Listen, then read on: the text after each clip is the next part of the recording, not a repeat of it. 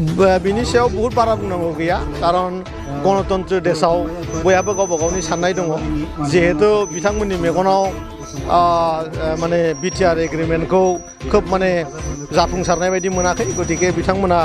मोनसे ट्रायल खालामदों बे बिराद गिदिर माने साननांगौ बाथ्रा नङा आरोखि बिदि जेबो खहा जाथावथाव जेबो गैया already government of India government of Assam आरो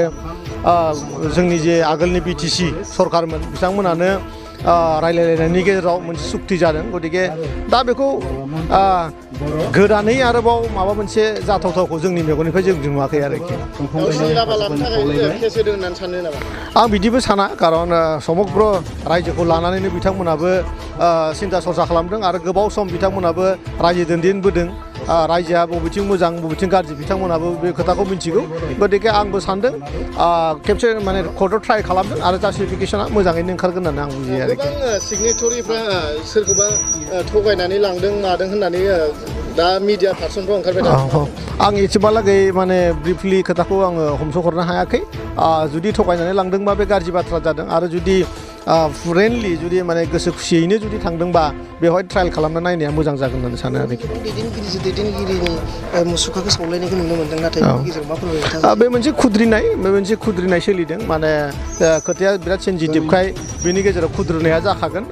बेखौनो जों नुनो मोन्दों आरोखि मोजां जादों ना गाज्रि जादों ना फोरमायगोन आङो बे खोथाखौ बिराद गोरायै बुंनो लुगैयाखै आरो बे समा जोंहा जिहेतु जोङो सरकाराव दङ गतिके गासैबो रायजोखौ लानानैनो जोङो समाय थांनांगौ जोंनिसाय बयनिसायबो देरसिन जास्टिफिकेसनखौ कर्टआनो होगोन कर्टआ जि माने रिजाल्ट होगोन जों बेखौनो मानिना लानांगोन